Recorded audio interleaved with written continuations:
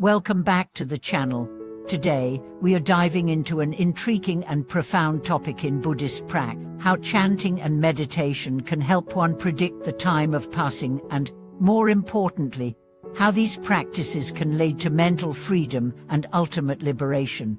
This might sound mysterious or esoteric, but as we explore the teachings and practices that led to this realization, you'll see that it's actually a powerful way to connect more deeply with your own spiritual journey. Throughout history, many great Buddhist practitioners have shared their experiences of gaining insight into the timing of their death, something that may seem beyond the ordinary scope of human understanding. But through chanting and meditation, they were able to cultivate a level of awareness that allowed them to know when their time had come. This ability to predict one's passing is not a sign of special power, but rather a result of deep spiritual practice and mental clarity. Today, we are going to explore how this wisdom can benefit you and guide you towards spiritual freedom.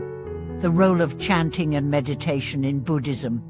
To begin, it's essential to understand the role that chanting and meditation play in Buddhist practice. These two methods are central to achieving mindfulness, clarity, and wisdom, all of which are essential to understanding the nature of life and death.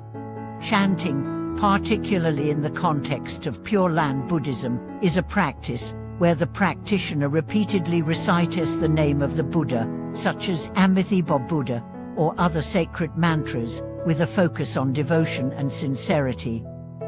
The purpose of chanting is not only to express reverence, but to purify the mind and body, gradually breaking down the attachments and illusions that bind us to the cycle of birth and death.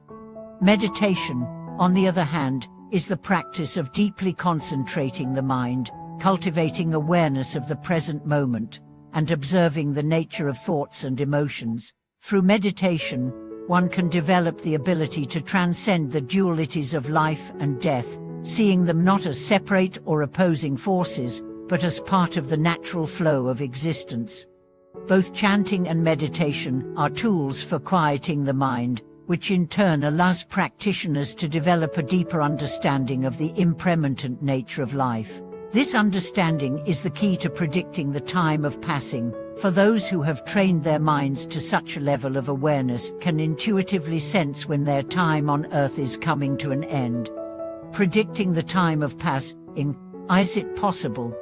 For now, you may be wondering, can ordinary people, like you and me, predict the time of our own death through these practices? In Buddhist teachings, it is believed that with deep spiritual practice, including meditation and chanting, a practitioner can reach a state of mind where they are no longer attached to the fear of death, and can, in a sense, anticipate when their life will come to a close.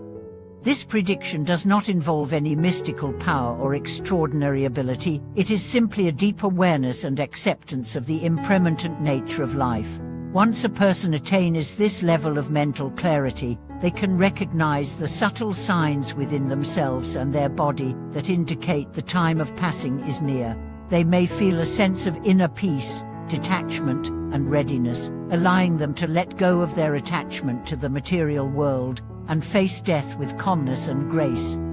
One of the most powerful aspects of this practice is that it allows the practitioner to approach death not with fear, but with a sense of freedom and liberation. The realization that death is a natural part of existence, and that it is not something to be feared, leads to a profound mental shift. When we no longer fear death, we begin to experience a kind of spiritual freedom that transcends the limitations of the physical body. The path to mental freedom, letting go of attachment.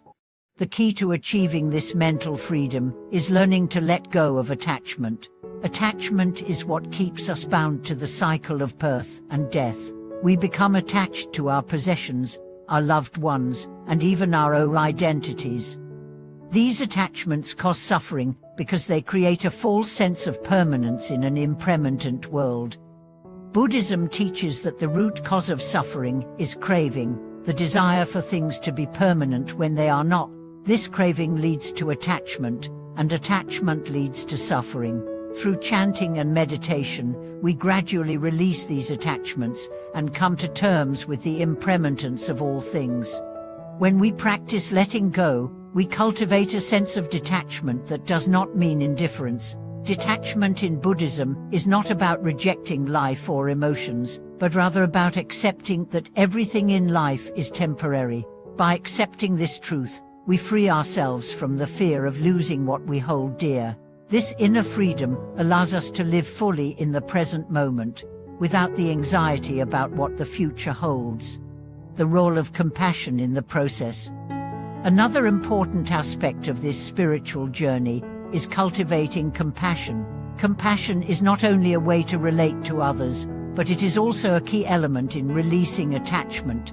When we understand that all beings, including ourselves, are subject to the laws of impermanence, we can cultivate a deep sense of compassion for others who are also struggling with the fear of death and suffering.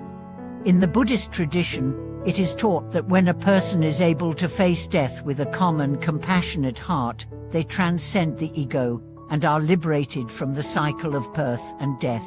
Compassion allows us to move beyond the narrow view of self and recognize the interconnectedness of all beings. This interconnectedness is what allows us to live harmoniously and die peacefully, without fear or regret. Through chanting and meditation, we can develop this compassion, not only for others but for ourselves. By embracing our own impermanence and accepting that we will eventually leave this world, we cultivate a compassionate acceptance of our own mortality. This acceptance is not a resignation, but a recognition that death is simply another step in the cycle of life. Cultivating a peaceful mind. Meditation as a tool for liberation. Meditation is one of the most powerful tools for cultivating a peaceful mind. It is through meditation that we develop the ability to detach from our thoughts, emotions, and attachments. The goal of meditation is not to suppress or deny these experiences, but to observe them without identification. By observing our thoughts and emotions as they arise, we come to understand that they are transient and impermanent. This understanding of impermanence is what allows us to approach death with equanimity. When we meditate regularly, we develop the ability to sit with discomfort, pain, and uncertainty without reacting to them. We come to see that these experiences are part of the natural ebb and flow of life, and that they do not define who we are. In the context of predicting one's time of passing, meditation helps us to develop an inner stillness that allows us to recognize the subtle signs that indicate when our time on earth is coming to an end. This awareness is not something we force, but something that naturally arises as we deepen our practice and attune ourselves to the impermanence of all things. The liberation of the mind. Embracing the end of life. Ultimately, the purpose of chanting, meditation, and letting go of attachment is to reach a state of liberation where we are no longer bound by the fear of death. When we can accept that death is simply a transition, not an end, we free ourselves from the suffering that comes from clinging to life. Through these practices, we also realize that we do not need to predict the time of our passing in order to live a meaningful life. What matters is how we live in the present moment, with mindfulness, compassion, and wisdom. By cultivating these qualities, we naturally prepare ourselves for the moment of death, knowing that we can approach it with grace and peace. And living a life of freedom and peace. In conclusion, chanting and meditation are powerful tools that can help us predict the time of our passing and achieve a sense of liberation from the fear of death. By practicing these techniques, we learn to detach from the ego, embrace impermanence, and cultivate compassion for ourselves and others. Through this process, we can live a life of mental freedom, knowing that death is simply a natural part of the journey. Thank you for watching this video today.